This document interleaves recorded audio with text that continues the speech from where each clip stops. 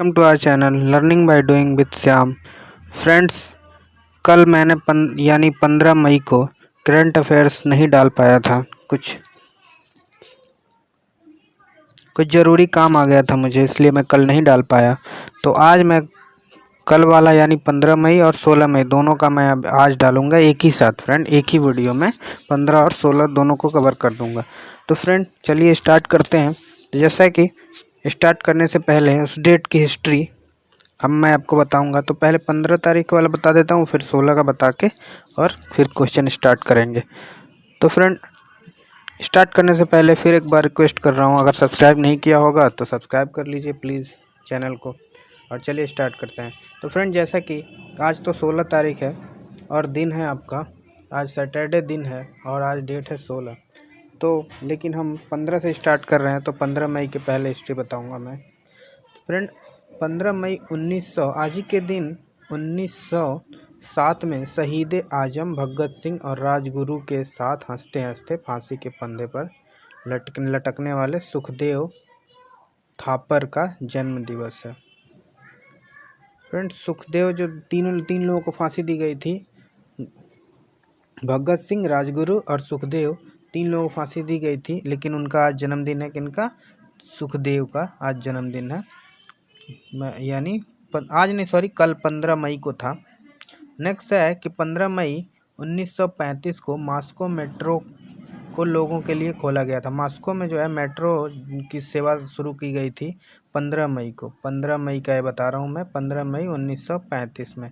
Next है कि 15 मई 1967 में आज ही के दिन, मतलब कल के दिन 15 मई को बॉलीवुड अदिकारा माधुरी दीक्षित का जन्म हुआ था। तो मतलब कल जो है 15 मई को उनका बर्थडे होता है, माधुरी दीक्षित का बर्थडे होता है 15 मई को।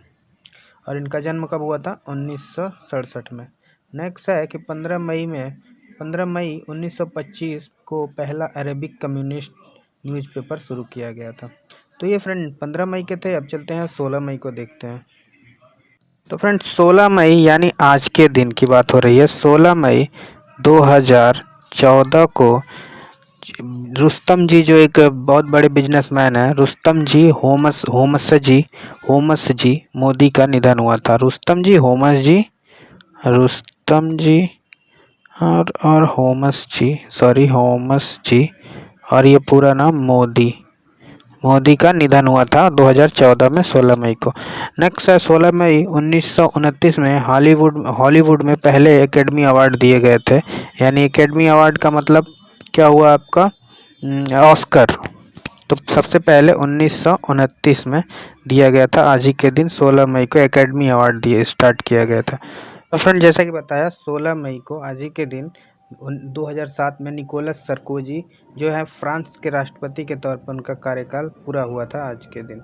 फिर है कि 16 मई 2014 को नैरोबी में एक धमाका हुआ था। साउथ अफ्रीका नैरोबी में एक धमाका हुआ था जिसमें करीब 22 लोगों की मौत हुई थी। सॉरी फ्रेंड, साउथ अफ्रीका कह रहा हूँ मैं, अफ्रीका देश में, ये अफ्रीका में है नैरोबी। तो वहाँ पे धमाका हुआ था जिसमें 12 लोग मर गए थे आज ही के दिन 16 मई 2014 को। तो फ्रेंड, ये थे कुछ 15 और 16 मई के हिस्ट्री से जुड़े हुए क्वेश्चन, जो पिछले इस डेट से जुड़ी हुई हिस्ट्री के क्वेश्चन थे। अब स्टार्ट करते हैं आज 15 और 16 मई के करंट अफेयर्स। चलिए स्टार्ट करते हैं। फ्रेंड्स, ये पहला क्वेश्चन है कि वित्त मंत्री यानी निर्मला सीतारमण जी की घोषणा के अनुसार सरकारी खरीद की वह सीमा क्या है जिसके लिए वैश्विक निविदाएं बंद कर दी जाएंगी? तो फ्रेंड, वो 200 करोड़ रुपए तक के जो है वो निविदाएं बंद कर दी जाएंगी। और वो जो है क्या कह रहे हैं, सरकारी खरीद की वह सीमा, तो वो सीमा क्या है? 200 करोड़ रुपए। फ्रेंड, केंद्रीय वित्त मंत्री निर्मला सीतारमण जी ने जो प्रधानमंत्री द्वारा शुरू की गई आत्मनिर्भर भारत योजना है, उस पैकेज की घोषणा की और उन्होंने बताया कि 200 करोड़ रुपए तक की सरकारी खरीद में वैश्विक निविदाओं को स्वीकार नहीं किया जाएगा। नेक्स्ट क्वेश्चन फ्रेंड, ये अगला क्वेश्चन है कि आर्थिक पैकेज के अनुसार टैक्स डिडक्टिव सोर्स यानी TDS और टैक्स कलेक्शन एट सोर्स यानी TCS की दरों में कितने प्रतिशत की कमी की गई है? तो फ्रेंड, ये जो है 25% TCS की दरों में जो ये TDS और TCS की दरों में 25% की कमी की गई है। निर्मला सीतारमन यानी विदेश मंत्री के द्वारा इसकी घोषणा की गई है। आत्मनिर्भर योजना के तहत ये सारी चीज़ें हो रही हैं। नेक्स्ट क्वेश्चन, आत्मनिर्भर भारत योजना के तहत फ्रेंड्स ये क्वेश्चन है कि ग्लोबल एनर्जी ट्रांजिशन इंडेक्स यानी ETI, ऐसे आप लिख सकते हो ETI, global energy transition index में भारत का कौन सा स्थान है? तो भारत का स्थान है 74वां। और फ्रेंड ये 13 मई को इसकी घोषणा की गई है, 13 मई 2020 को। और किसने किया है, किसके द्वारा किया गया है? वर्ल्ड इकोनॉमिक फोरम, क्या कह सकते हैं, वर्ल्ड इकोनॉमिक, आप समझ लेना फ्रेंड, लिख नहीं पा रहा हूँ, इकोनॉमिक फोरम, इन्होंने जो है वर्ल्ड इकोनॉमिक फोरम ने इसको जारी किया है। किसको जारी किया है? ट्रांजिशन, वो ग्लोबल एनर्जी ट्रांजिशन इंडेक्स को जारी किया है और भारत का स्थान इसमें 74वां है। 115 देशों को लिया गया है, कुल कितने? 115 देशों में भारत का स्थान जो है 74वां है। नेक्स्ट देखते हैं क्वेश्चन। फ्रेंड ये क्वेश्चन है कि संघाई सहयोग संगठन SCO यानी SCO शिखर सम्मेलन 2020 का आयोजन किस शहर में किया जाएगा? हो चुका है फ्रेंड, ये जो है ये हो चुका है, किया गया होगा, यहाँ पे ये हो चुका है, तो ये हो चुका है फ्रेंड, ठीक है, किया गया। किस शहर में किया गया था? तो वो सेंट पीटर्सबर्ग। इसमें जो भारत के विदेश मंत्री हैं S जयशंकर, इन्होंने भाग लिया था। भारत का प्रतिनिधित्व किन्होंने किया? इन्होंने किया था, S जयशंकर ने, जो विदेश मंत्री हैं भारत के।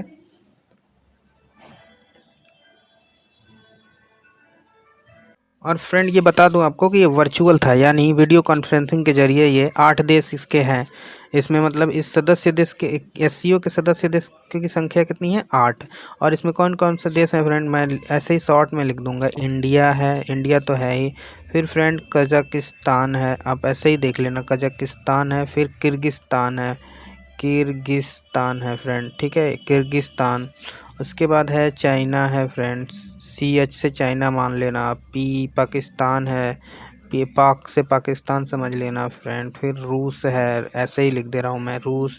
फिर है फ्रेंड तजाकिस्तान, अब तजाकिस्तान को ऐसे देख लेना आप। फिर उसके बाद है, लास्ट है उज़्बेकिस्तान, यू लिखा हूँ, UJB, उज़्बेकिस्तान। तो कितने हो गए? 1 2 3 4 5 6 7 और 8, तो 8 देश हैं किसके? संघाई सहयोग संगठन में कितने देश हैं? 8 देश हैं। और इस बार जो आयोजन हुआ सेंट पीटर्सबर्ग में, आभासी हुआ, आभासी मतलब कि ऑनलाइन हुआ, ऑनलाइन मतलब वीडियो कॉन्फ्रेंसिंग के द्वारा। और भारत के प्रतिनिधित्व भारत का किसने किया? विदेश मंत्री S जयशंकर ने, S जयशंकर, आप जैसे भी समझ लो। नेक्स्ट क्वेश्चन, एंड ये क्वेश्चन है कि किस भारतीय व्यापारी की प्रत्यर्पण के खिलाफ दायर याचिका को ब्रिटेन की सुप्रीम कोर्ट ने खारिज किया है? तो वो विजय माल्या। फ्रेंड विजय माल्या जो भारत की सरकार है, इसने विजय माल्या को प्रत्यर्पण के लिए ब्रिटेन की अदालत से कहा था, यानी जो भी गुहार लगाई होगी, तो इसके खिलाफ, उस प्रत्यर्पण के खिलाफ उसने वहाँ के सुप्रीम कोर्ट यानी ब्रिटेन के सुप्रीम कोर्ट में याचिका डाली थी। तो उस याचिका को ब्रिटेन की सुप्रीम कोर्ट ने खारिज कर दिया है, यानी विजय माल्या, ऑप्शन सही है। नेक्स्ट क्वेश्चन, ये अगला क्वेश्चन है कि कोविड-19 मरीजों की जांच के लिए कौन सी परीक्षण मशीन स्वास्थ्य मंत्री डॉक्टर हर्षवर्धन ने राष्ट्र को दिया है? तो फ्रेंड वो मशीन है कोबास 6800, कोबास 6800। और ये ऐसी पहली मशीन है जिसे सरकार ने कोविड-19 मरीजों की जांच के लिए ख़रीदा है। और इसे राष्ट्रीय रोग नियंत्रण केंद्र जो है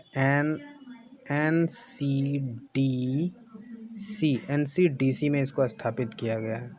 और एक रोबोटिक्स क्षमता वाली एक मशीन है, मतलब ज़्यादातर इसमें रोबोटिक, ये आर्टिफिशियल इंटेलिजेंस पे काम कर रहा होगा ये। नेक्स्ट क्वेश्चन देखते हैं, ये अगला क्वेश्चन है कि भारतीय पुरातत्व सर्वेक्षण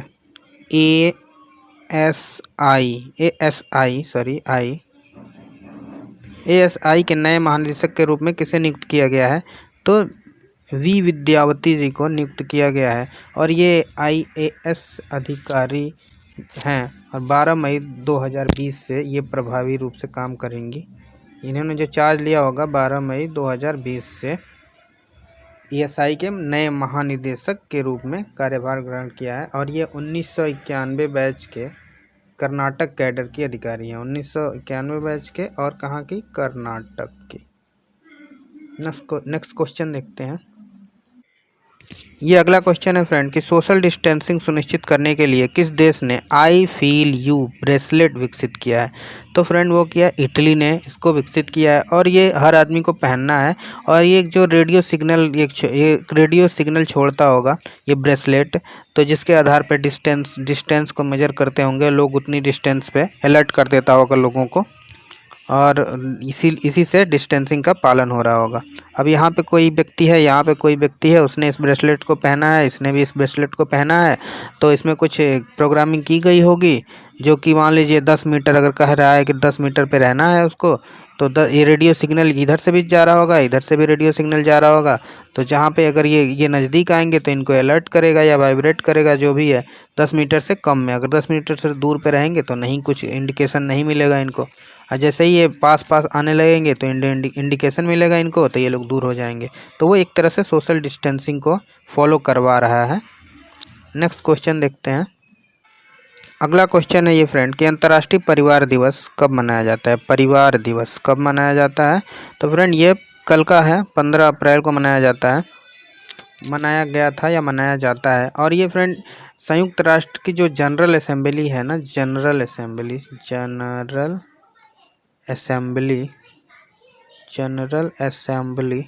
संयुक्त राष्ट्र की जनरल असेंबली ने इसको 1993 में इसकी घोषणा की थी कि हर साल 15 मई को परिवार दिवस मनाया जाएगा।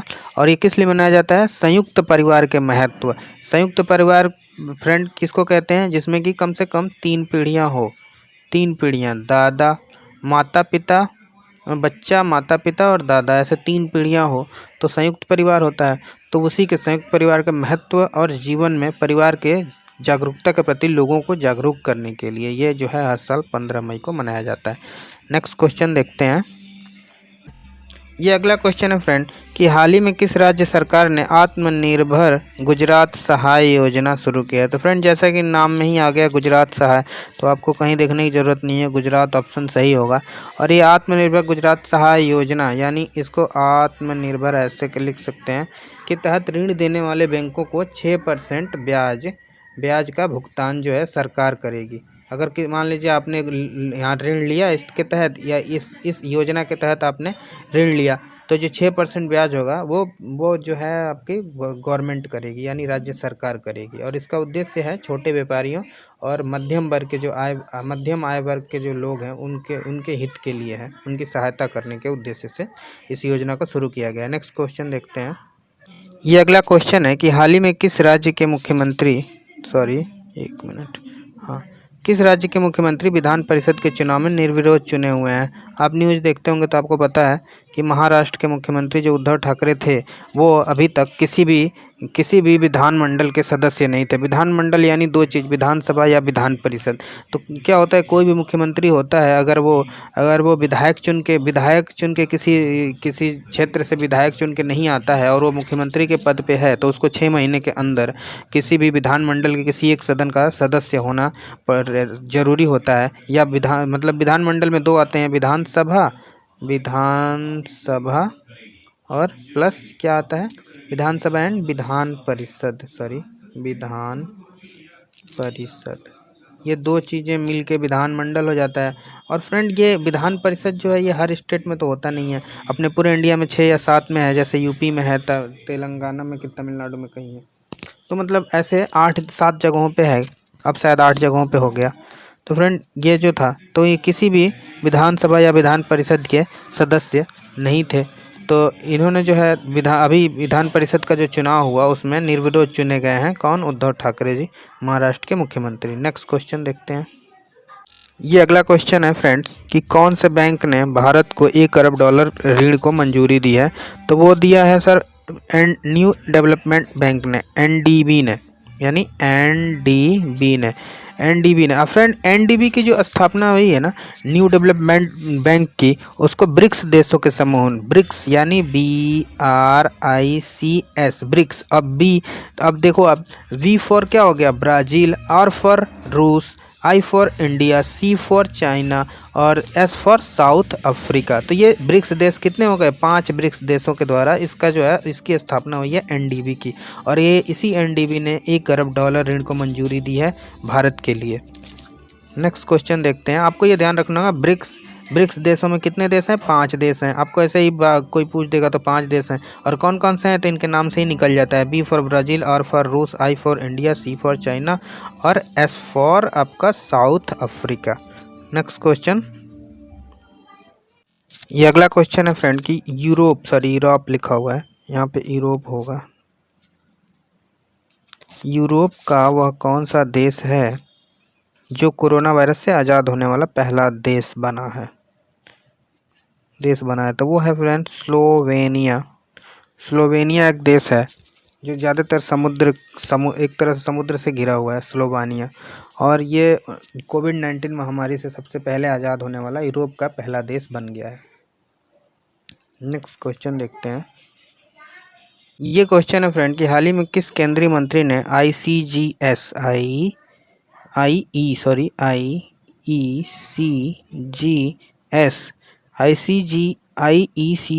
सचेत और 2 इंटरसेप्टर नौकाओं का जलावतरण किया है, यानी समुद्र में उतारा है। तो किन्ने रक्षा मंत्री हैं, रक्षा मंत्री राजनाथ सिंह ने इसको, और ये किस डिजिटल माध्यम से यानी वीडियो कॉन्फ्रेंसिंग के माध्यम से इन्होंने ऐसा किया है।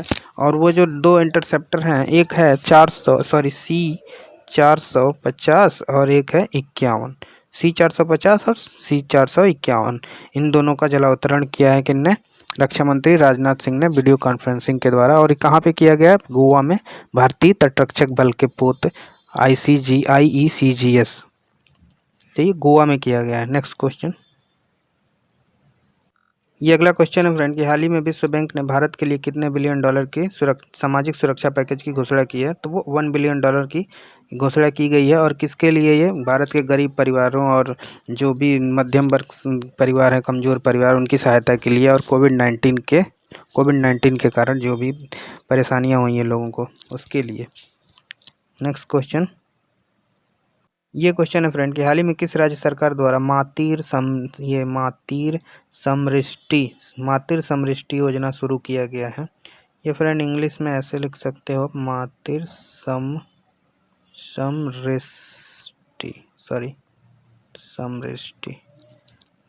समृष्टि योजना जो है शुरू किया गया, जो कि आप देख रहे हो मातृ समृष्टि नाम से ही लग रहा है थोड़ा थोड़ा बंगला। तो पश्चिम बंगाल सरकार ने इसकी शुरुआत की है, योजना इसको शुरू किया है। नेक्स्ट क्वेश्चन, और फ्रेंड इसका उद्देश्य मैं बता दूं आपको कि 6 जिलों में जो 50,000 एकड़ बंगाल के यानी पश्चिम बंगाल के जो 6 ज़िले हैं, 6 डिस्ट्रिक्ट में 50,000 एकड़ बंजर भूमि है, उसका इस्तेमाल करने के लिए। और ये 50,000 बंजर भूमि का इस्तेमाल किस रूप में, मछली पालन और बागवानी, इस तरह से स्थानीय लोगों को जोड़ते हुए उनको एक तरह से हेल्प करने के लिए इस योजना को शुरू किया गया है। मातृ समृष्टि योजना 6 जिलों को जोड़ा गया, 6 जिलों में 50,000 एकड़ जो बंजर भूमि है उसका सही इस्तेमाल करने के लिए। नेक्स्ट क्वेश्चन, ये क्वेश्चन है फ्रेंड कि हाल ही में झारखंड राज्य ने बच्चों को ऑनलाइन शिक्षा के लिए किस संगठन के साथ भागीदारी की है, दूरदर्शन के साथ की है फ्रेंड ये। और झारखंड राज्य सरकार ने छात्रों को घर पे या ऑनलाइन शिक्षा देने के लिए या कक्षाएं प्रदान करने के लिए, और फ्रेंड ये जो दैनिक सामग्री जो भी दिखाया जाएगा दूरदर्शन पे, वो कौन तैयार कर रहा है उसको, झारखंड शिक्षा परिषद परियोजना ने। झारखंड यानी झारखंड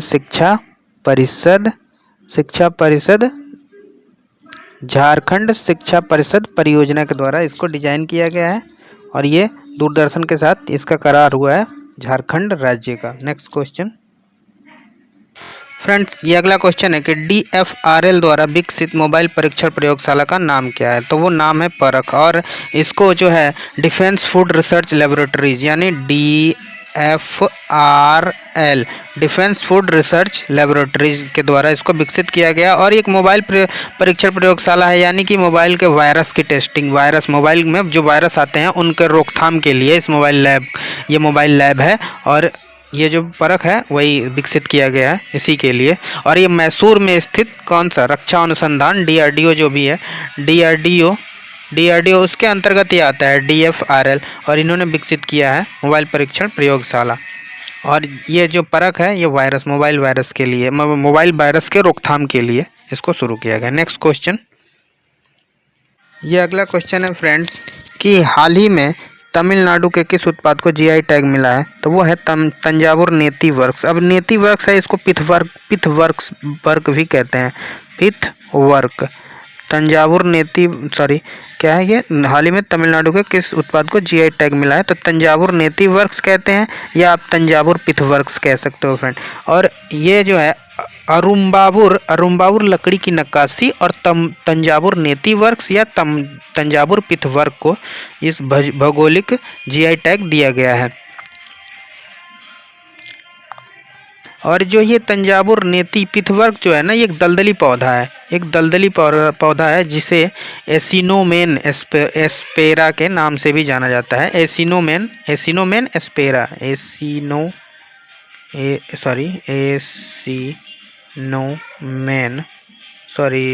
एसिनोमेन एस्पोरा, समझ लेना, एस्पोरा एसिनोमेन एस्पोरा के नाम से भी जाना जाता है। Next question,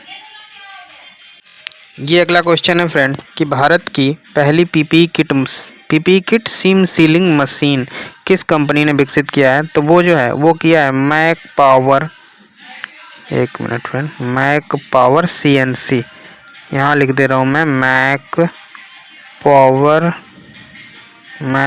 power CNC। तो इसको विकसित किया, किसको, सीम सीलिंग मशीन को विकसित किया है। और यह जो है मैक पावर CNC भारत का पहला ऐसा PPE किट है जो सीम सीलिंग मशीन विकसित किया है इसने।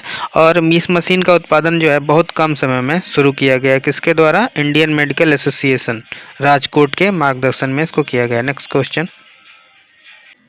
ये अगला क्वेश्चन है फ्रेंड कि सीरो सर्वे का संचालन या सीरो सर्वेक्षण कह सकते हो आप, सीरो सर्वे कह सकते हो या सर्वेक्षण कह सकते का संचालन भारत में कौन सा संगठन करेगा, तो वो जो है फ्रेंड नेशनल सेंटर ऑफ, कहाँ गया, तो इसमें ऑप्शन होगा फ्रेंड भारतीय चिकित्सा अनुसंधान परिषद। कौन सा संगठन करेगा, तो भारतीय चिकित्सा अनुसंधान परिषद। लेकिन फ्रेंड सिर्फ एक हिस्सा है ये इसका, इसमें जो है